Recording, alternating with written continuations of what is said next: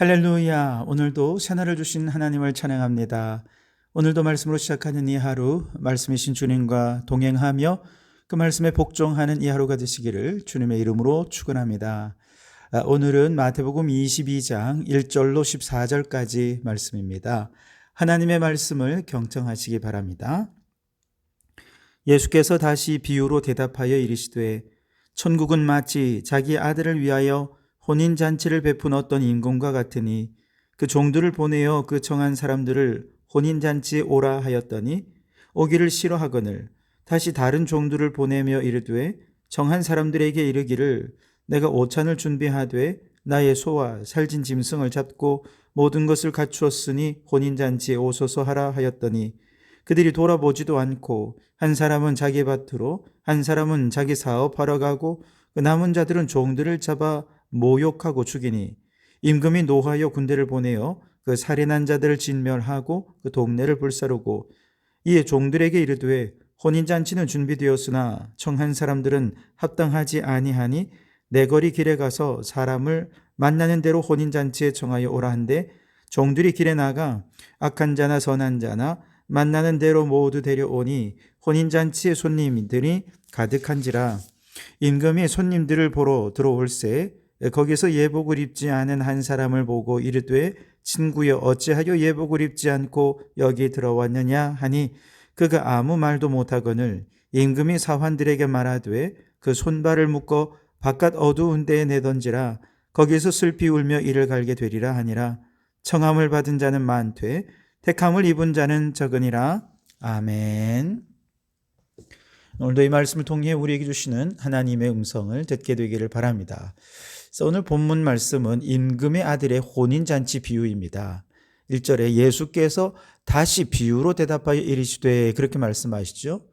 여기 주목해 보시면 다시 비유로 말씀하신대요. 그 얘기는 앞에 어떤 질문이 있었고 이 질문에 대해 이미 대답을 했는데 여기서는 그 대답에 덧붙여서 다시 한 번 더 비유로 말씀하시는 내용이다 라는 걸 알 수 있겠죠. 그렇다면 앞에 질문은 어떤 것이었을까? 마태복음 21장 23절에 보면 예수님께서 성전에 들어가서 가르치실 때 대제사장들과 장로들이 예수님을 찾아와서 이렇게 묻습니다. 내가 무슨 권위로 이런 일을 하느냐? 누가 이 권위를 주었느냐? 다르게 표현하면 당신의 가르침의 권위의 출처가 어디냐라고 하는 것이죠. 이에 대해 예수님께서는 21장에서 두 가지 비유로 대답을 하셨어요. 첫 번째 대답은 두 아들의 비유입니다. 두 아들이 있었는데 아버지가 먼저 맏아들에게 너 포도원에 가서 일 좀 해라고 했을 때 맏아들은 네 가겠습니다 해놓고 안 갔습니다. 그런데 둘째 아들은 싫어요 해놓고는 나중에 아버지께 죄송한 마음을 갖고 뒤늦게 뉘우치고 갔다는 거죠. 이 비유를 통해서 아버지께 싫다고 말해놓고 결국은 순종했던 둘째 아들처럼 세리와 창녀들, 이들은 하나님의 뜻대로 살지 못했지만 예수님을 믿고 회개해서 지금은 하나님의 뜻에 순종하였기에 이들이 하나님의 나라에 들어갈 것이다 라고 교훈하셨습니다. 결국 예수님의 가르침의 출처는 어디입니까? 예수님의 권위의 출처는 어디냐? 하나님이시라는 거죠. 예수님의 가르침을 거부하는 것은 곧 하나님의 뜻을 거부하는 것이고 예수님의 가르침을 거부하는 유대인들은 하나님 나라에 들어가지 못하지만 지금은 비록 구원에서 제외되어 있었던 사람이라 하더라도 예수님이 오셨으니 예수님의 가르침을 하나님의 뜻으로 믿고 회개하고 순종하는 자들은 결국 하나님 나라에 들어가게 될 것이다 라고 하는 경고의 비유였습니다. 권위의 출처에 대한 두 번째 대답도 역시 비유로 말씀되고 있습니다. 소위 악한 포도원 소작농의 비유인데요. 한 집주인이 포도원을 만들고 농부들에게 새로 주고 본인은 타국으로 갔습니다. 열매가 맺힐 때가 되어서 이제 열매를 받으려고 종들을 보냈는데 농부들이 종들을 때리고 죽이고 돌로 쳤다는 거죠. 그러자 두 번째로 다시 더 많은 종을 보내었는데 그들에게도 똑같이 합니다. 그래서 마지막으로는 아들을 보냈어요. 그랬더니 아들을 죽이고 유산을 차지하라는 것입니다. 이에 대해 포도원 주인이 분노하면서 주인이 오는 날 저 악한 자들은 다 진멸하고 포도원은 다른 농부들에게 새로 주게 될 것이다 라고 말씀을 하시죠. 이 비유에서 포도원 주인은 하나님이시고 농부들은 유대인을 말하는 거죠. 이스라엘 백성들입니다. 그리고 열매를 받으러 보내진 종들은 선지자들을 말하는 것이죠. 이스라엘 백성들은 하나님의 뜻을 전하는 선지자들을 배척했습니다. 박해했습니다. 심지어 마지막에 온 주인의 아들 바로 예수 그리스도이신데 이스라엘 백성들은 예수님을 하나님의 아들로 믿기보다 박해하고 핍박합니다. 결국 죽이게 될 것입니다. 그렇게 되면 결국 아버지께서 오시는 날 농부들은 진멸당하고 포도원은 다른 농부들에게 세를 주는 것처럼 저 이방인들에게 복음의 주도권이 넘어가게 될 것이다 라고 말씀하신 것이죠. 이 비유의 말씀에서도 예수님의 가르침의 권위의 출처가 어디입니까? 하나님이십니다. 하나님의 아들의 가르침을 배척하는 저 이스라엘 백성들은 심판의 대상이 될 것이고 구원의 주도권은 이방인들에게로 그 촛대가 옮겨갈 것이다 라고 말씀하신 것이죠. 구원의 출처에, 권위의 출처에 대한 세 번째 대답이 오늘 본문의 비유입니다. 임금이 아들을 위하여 혼인잔치를 베풀고 이미 초청한 사람들을 모시러 보냈는데 오기를 싫어합니다. 그래서 다시 다른 종들을 보내어서 또 초청을 했는데 이번에도 사람들이 오지 않으려고 하면서 핑계를 대면서 어떤 사람은 밭으로 가고 어떤 사람은 사업하러 가고 심지어 어떤 사람들은 그 종들을 모욕하고 죽이기까지 한 거죠. 그러자 임금은 앞선 두 비유의 포도원의 주인처럼 경고로만 그치지 않습니다. 포도원의 주인은 악한 자들을 진멸할 것이다 라고 경고만 했지만 오늘 세 번째 비유에서 임금은 어떻습니까? 직접 군대를 데리고 와서 그들을 진멸하고 동네를 불사르는 등 심판을 감행한 것이죠. 실제로 AD 70년에 예루살렘 성이 로마에 의해서 파괴가 됐죠. 당시 기독교인들은 이 사건이 그동안 이스라엘 백성 유대인들이 기독교인들을 너무 박해를 했기 때문에 그 결과로 하나님께서 유대인들을 심판하신 것이 성전 파괴로 이어졌다라고 생각했어요. 그리고 바로 오늘 이 본문의 예수님의 말씀에서 예수님께서 임금이 직접 군대를 끌고 와서 심판을 강행할 것이다 라고 예언한 이 예수님의 예언이 곧 AD 70년에 예루살렘 성전이 초토화된 역사적 사건을 예언하신 것이다 라고 이해했다는 것이죠. 그래서 이 비유의 말씀은 마태복음서가 주후 70년 이후에 쓰여졌을 것이라고 하는 유력한 근거로 인용되는 본문이 되기도 합니다. 그리고 이제 이 비유에서 계속 반복되듯이 복음의 주도권은 유대인에게서 이방인에게로 이스라엘 백성들에게서 이스라엘을 넘어선 저 이방인들에게로 넘어가게 되는데 세 번째 이 비유에서도 임금이 초청을 거부한 유대인들 대신에 누구를 초청합니까? 거리에 나가서 악한 자나 선한 자나 만나는 모든 사람들을 혼인잔치에 초대하라 그렇게 명령하죠. 바로 이것이 이스라엘에게 주신 복음의 주도권이 어디로 넘어가는 겁니까? 이방 교회로 넘어간다라고 하는 것을 이야기하는 것이죠. 자, 이렇게 이 비유의 말씀이 악한 포도원 소작인의 비유와 비슷한 점이 많은데 근데 결정적인 한 가지 다른 차원이 있습니다. 11절 이하의 말씀에 보면 임금이 예복을 입지 않은 손님을 쳐다보고 야단을 치지요. 친구여 어찌하여 예복을 입지 않고 여기 들어왔느냐 그럽니다. 여러분 생각해 보십시오. 좀 이상하지 않습니까? 종들에게 임금이 뭐라고 명령합니까? 내 거리에서 무작정 아무나 그냥 붙잡고 다 데리고 오라 그러지 않았습니까? 그렇게 아무나 붙잡고 초청해서 데리고 와서 왔는데 깨끗한 예복을 준비할 시간이 어디 있습니까? 그런 기회가 어디 있습니까? 그냥 급히 혼인잔치에 끌려왔을 텐데 이 임금은 예복을 안 입었다고 지금 그를 다그치는 거예요. 심지어 가혹하게 그를 손발을 묶어서 바깥 어두운 데로 내던지라 이렇게 명령합니다. 뭔가 좀 안 맞잖아요.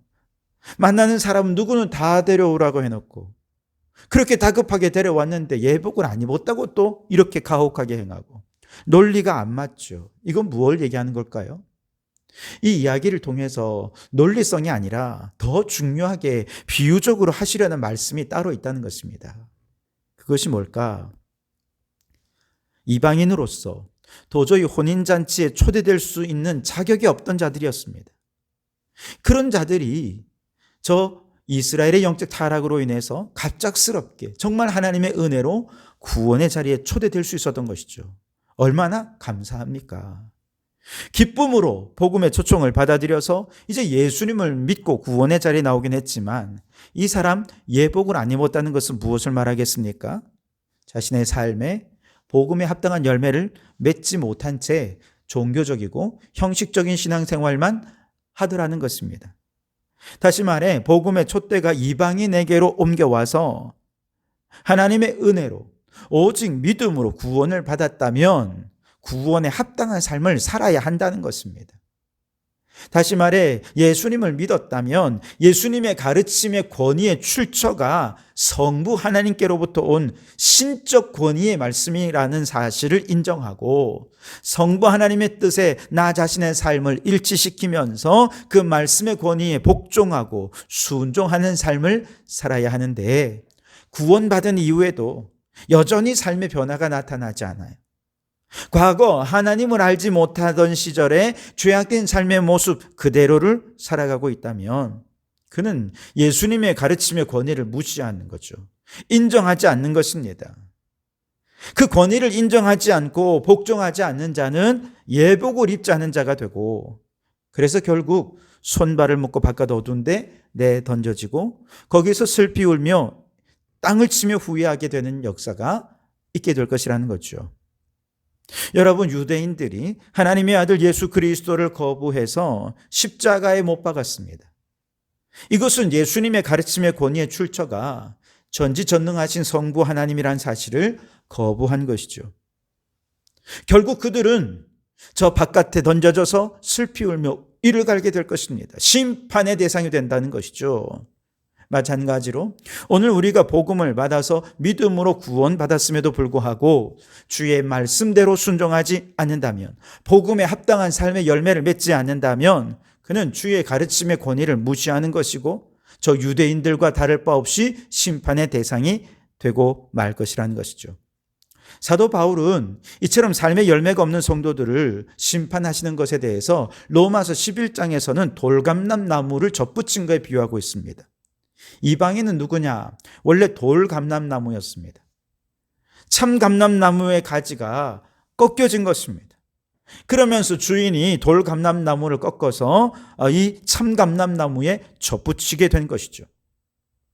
주인의 입장에서 참감람나무가 열매를 맺지 못했을 때 아낌없이 그 가지를 잘라버렸다면, 접붙여진 가지가 열매를 맺지 못한다면 이 역시도 얼마든지 아낌없이 다 잘라버리지 않겠습니까?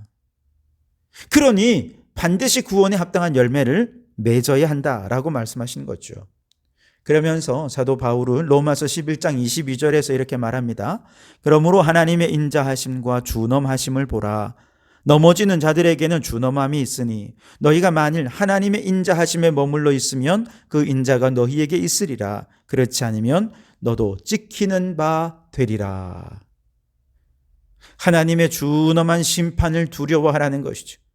아직 하나님의 사랑으로 인내하며 인자하심으로 열매를 기다리고 있는 지금 복음에 합당한 열매를 맺고 삶의 변화를 가져오고 그렇게 해서 하나님의 더 많은 사랑을 받아야 한다는 것이지요. 그렇지 않으면 하나님의 준엄한 심판이 곧 임하게 될 텐데 그날 다 잘라버리고 가짜 믿음 드러나서 찍혀버리고 심판받게 될 거라는 것입니다.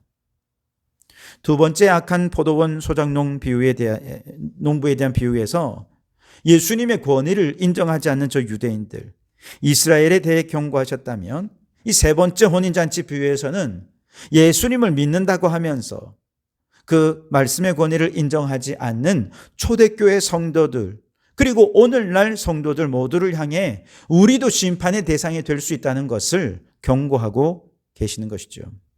여러분, 믿음으로 구원을 받는다. 여러분, 믿는다는 게 무슨 뜻입니까?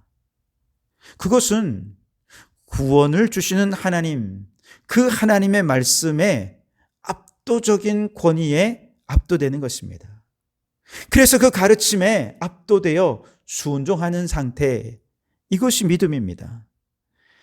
단순히 예수님이 말씀하신 거에 대해서 네, 압니다, 깨달았습니다, 이해가 됩니다, 믿어집니다, 지적인 동의가 아니라 말씀하시는 그분에 대한 권위에 압도되어 그 말씀을 길이요 진리요 생명으로 믿고 복종하게 되는 상태, 이것이 믿음이라는 것이죠.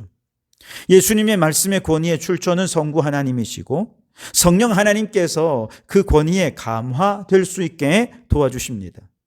예수님은 자신의 온 생명을 바쳐서 세상을 구원하시려는 아버지의 뜻을 이루셨습니다. 그렇다면 모든 것을 바쳐서 아버지의 뜻을 이루신 하나님의 아들 예수 그리스도의 권위 있는 말씀 앞에 순종하지 않을 이유가 없잖아요. 이것이 믿음입니다. 자, 그렇다면 여러분, 예수님 믿습니까? 그 말씀의 권위에 압도되고 있습니까? 예수님이 길이요 진리요 생명이라 확신하며 예수님을 따르며 복음에 합당한 삶의 열매를 맺고 있습니까? 믿는다는 것과 복음에 합당한 열매를 맺는다는 것은 결코 다른 말이 아닙니다. 물론 인간의 한계 때문에 열매가 잘 나타나지 않을 수 있습니다. 그럼에도 불구하고 우리의 삶의 방향이 말씀에 순종하고 어떻게든 열매를 맺는 삶이 되는 쪽으로 지향할 때 우리는 믿음 안에 있다라고 말하는 것이죠. 여러분, 두려워하십시오. 우리 기독교인들도 심판의 대상이 될 수 있습니다. 두렵고 떨리는 마음으로 주의 말씀의 권위에 압도되어 말씀에 순종하며 풍성한 삶의 열매를 맺는 신앙생활을 하는 성도들이 되시기를 주님의 이름으로 축원합니다. 기도하겠습니다. 하나님, 죄로 인해 죽을 수밖에 없는 우리를 구원하여 주시니 감사합니다. 그러나 우리가 믿는다고 말은 하면서도 예수님의 가르침의 준엄함에 대해 두려워함이 없다면, 그 가르침의 권위에 압도되어 말씀에 순종하지 않는다면 우리도 심판의 대상이 될 수 있음을 깨닫고 말씀에 순종하는 저희들 되게 해 주시옵소서. 그리하여 복음에 합당한 열매를 맺고 하나님의 기쁨으로 살게 해 주시옵소서. 예수님 이름으로 기도하옵나이다. 아멘.